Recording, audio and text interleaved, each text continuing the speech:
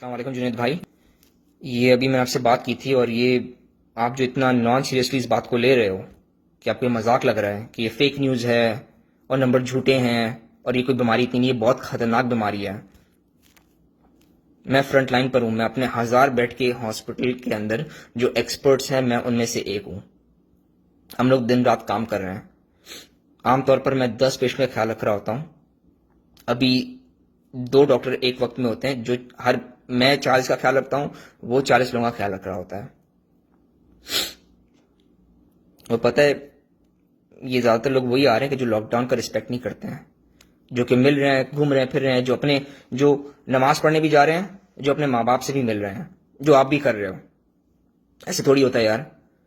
अभी यहाँ पे एक रशियन चर्च है जिसने, हम लोगों ने जब लॉकडाउन लगाया था तो उस रशियन चर्च के बड़े ने यही बोला था कि ये घर में बैठने का टाइम थोड़ी, ये तो खुदा से नाराजगी की बात हो जाएगी।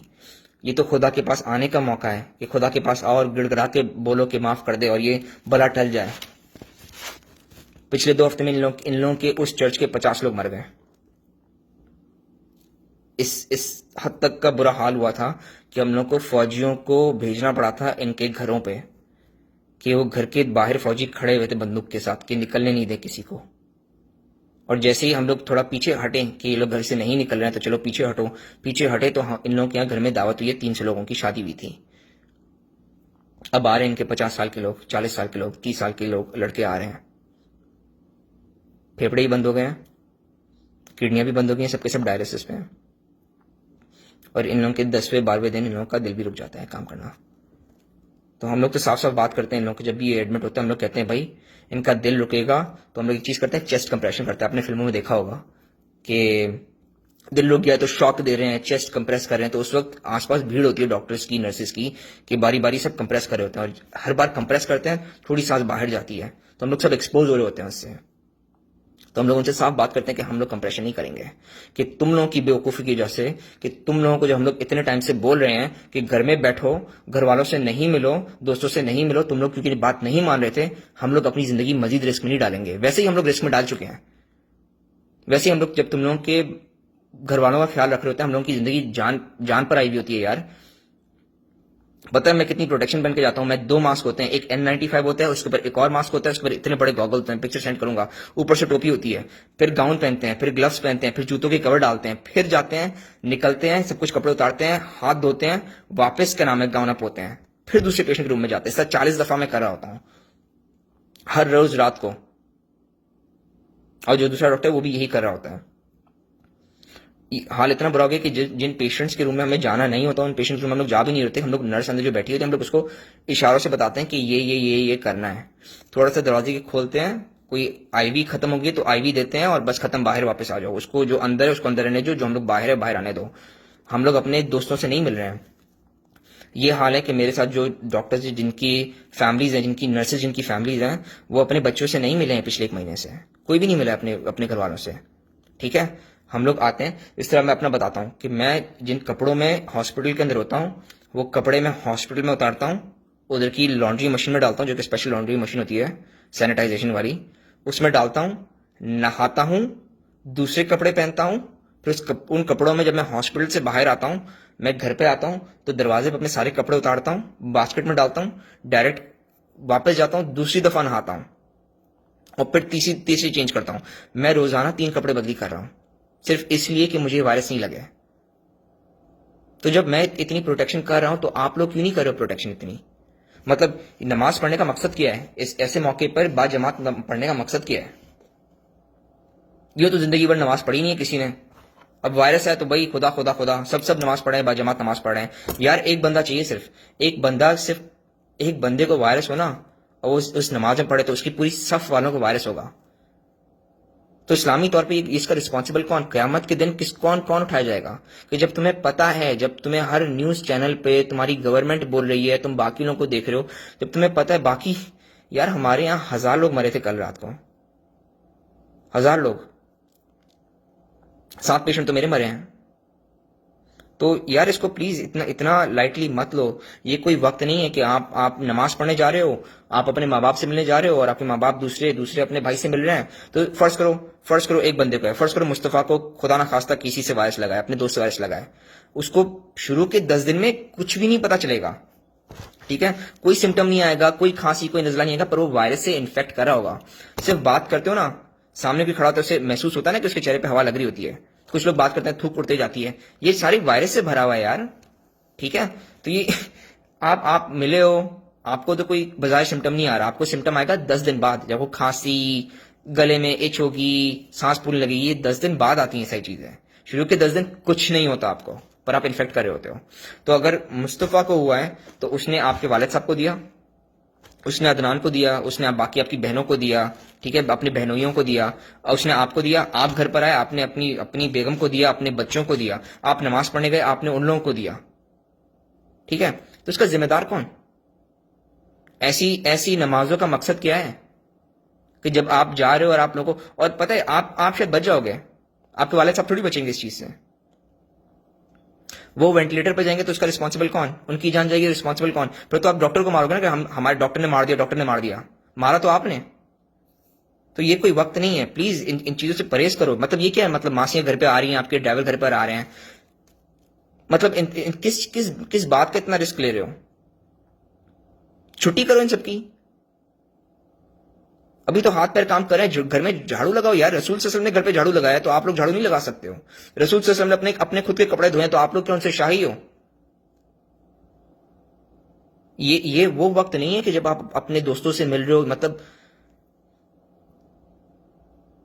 देखो, मेरी एस्टिमेट के मुताबिक ना 1.5 लाख लोगों को कराची में वेंटिलेटर की जरूरत पड़ेगी अगर ये वायरस अपने उरूज पे आया ना। जैसा ये यहां पर उरूज पे आया हुआ है, ये इटली में उरूज पे आया हुआ है, ये स्पेन में उरूज पर आया हुआ है, ये चाइना में उरूज पे आया हुआ है, ये उरूज पे आप लोगों के अगर आएगा ना तो 1.5 लाख, कराची की पॉपुलेशन के मुताबिक 1.5 लाख लोगों को वेंटिलेटर की जरूरत पड़ेगी। पूरे पाकिस्तान में 170 वेंटिलेटर है। क्या करोगे फिर? छोड़ दोगे? वो आपके सामने घुट घुट के मर जाएंगे। हमारे यहाँ जब ये लोग मरे होते हैं तो अपने कमरे में मर रहे होते हैं, और हम लोग फैमिली को बोल देते हैं हम लोग नहीं जा रहे और हम लोग आपको हॉस्पिटल में भी नहीं आने देंगे, आपको बस हम लोग एक फोन कॉल करेंगे कि आपका बंदा मर गया है, ठीक है। और हम लोग रात, मतलब जब हम लोग देख रहे थे कि बंदा जा रहा है तो हम लोग रात की शिफ्ट में कॉल कर लेते। जब मैं देखता हूँ, शिफ्ट में पकड़ता हूँ, पेशेंट की केयर पकड़ता हूँ, मैं देखता हूँ ये पेशेंट जाने वाला है, ये पेशेंट जाने वाला है, ये पेशेंट जाने वाला है आज, तो मैं उनकी फैमिली को शिफ्ट के स्टार्ट में ही फोन करके बोल देता हूँ कि भाई देखो इनकी हालत गंभीर है, मुझे नहीं लगता ये आज रात सर्वाइव करेंगे, आप आके देख नहीं सकते हो इनको, ठीक है। और मैं जो मेरी नर्सेज है ना, मैं उनको भी कमरे से बाहर निकलवा लूंगा, क्योंकि उनको रिस्क पर डालने का कोई फायदा नहीं कि बंदा जाने वाला ही है। और जब ये मर जाएगा तो मैं आपको एक फोन कॉल करूंगा कि आपका बंदा मर गया है, ठीक है। हम लोग एग्जामिन करने भी अंदर नहीं जा रहे होते, वो वेंटिलेटर की ट्यूब डली हुई होती है, उस ट्यूब के ऊपर हम लोग क्लैंप लगाते हैं, वेंटिलेटर डिस्कनेक्ट करते हैं, मॉर्ग में भेज देते हैं, ठीक है। उधर ही उनकी टॉफी तैयार होती है, कफन में उधर ही बांधते हैं और फिर वो आगे ट्रांसपोर्ट हो जाती है बॉडीज। और ये बॉडी को हम लोग दफना नहीं रहे हैं, ये जला देते हैं हम लोग, क्रीमेट कर देते हैं, कि कोई फायदा नहीं है इसको, रिस्क किसी को भी रिस्क पर डालने का कोई फायदा नहीं है। प्लीज इस बात का प्लीज प्लीज ख्याल रखो। 10 दिन बाद ये इफेक्ट लाना शुरू करते हैं, सिर्फ इस बात का ख्याल रखो। आप मस्जिद में नमाज पढ़ने गए हो, एक बंदे को वायरस है, उसने सांस ली, चलो खांसा उसने, 8 लोगों की अगर गैदरिंग है, सबके सबको वायरस लग गया, ठीक है। उसने नहीं किया, अगर आपको खांसा नहीं, उसने हाँ करके थूका, आपकी चप्पलें उस थूक पे चढ़ी, वो चप्पल पहन के आप घर में आओगे ना, वायरस तो ले आप घर के अंदर, फिर क्या? फिर आपकी बेगम की जब डेथ होगी तो कौन रिस्पॉन्सिबल है उसका? मासियां घर में आ रही हैं, ड्राइवर घर में आ रहे हैं, यार ये प्लीज प्लीज ख्याल रखो। मतलब क्या क्या काम नहीं होता क्या? ड्राइवर की इतनी जरूरत है? और जब जब जब आपकी गवर्नमेंट और आप लोग जब सीरियसली लोगे ना तो एकदम से ये लोग लॉकडाउन लगाएंगे। लॉकडाउन जब ये लगाते हैं पाकिस्तान के अंदर तो बिल्कुल सब कुछ बंद कर देते हैं ना, पेट्रोल पंप तो फौरन बंद हो जाते हैं, फिर क्या? ट्रांसपोर्ट कैसे करोगे? नेटवर्क बंद हो जाते हैं, बात कैसे करोगे? कुछ भी नहीं कर पाओगे ना। तो क्या घर में राशन भी नहीं होगा? फिर फाके डालोगे घर के अंदर। प्लीज अपने घर वालों का ख्याल रखो, अपने मासियों ड्राइवर को पैसे देके उन्हें घर पे बिठाओ, उनके अपने अपने घर पे। ये मजाक का टाइम नहीं है, ये बहुत सीरियस बीमारी है और हम लोगों को कोई समझ में नहीं आया है। वेरी ऑनेस्टली, जो भी डॉक्टर आपको बोलता है ना कि इसका ये इलाज है, उसका वो इलाज है, मलेरिया की मेडिकेशन इलाज है, कुछ कोई नहीं है, कुछ भी नहीं है, कुछ भी नहीं है। मेरा एक पेशेंट भी मलेरिया की मेडिकेशन से बचा नहीं है, ठीक है। एजिथ्रोमाइसिन से एक पेशेंट भी नहीं बचा मेरा। ये सब मर गए, सबके सब मर जाते हैं। वो बात अलग है कि मेरे पास जो पेशेंट्स आते हैं वो सबसे बीमार पेशेंट्स आते हैं। मैं आईसीयू के पेशेंट का ख्याल रखता हूं जो सारे वेंटिलेटर पर होते हैं। 90% लोगों को ये जो बीमारी होती है वो नॉर्मल से फ्लू की तरह बीमारी होती है। वो खांसते हैं, 2 हफ्ते तक पड़े होते हैं जमीन पर और फिर वापस ठीक हो जाते हैं। बट उन्होंने जितने टाइम वो चल फिर रहे होते हैं वो हर किसी को इन्फेक्ट करते हैं। उनके फिर वालिदैन घर पर इधर आते हैं बीमारों के। रशियन का मैंने बताया था, न्यू जर्सी में एक फैमिली थी, उनकी गैदरिंग हुई ना लॉकडाउन में, तो उन लोगों ने भी सीरियसली नहीं लिया। तो उनकी फैमिली गैदरिंग हुई थी, सबने मिलकर ना कहा कि वो चलो चलो छुट्टियां हैं, चलो मिल बांट के खाते हैं।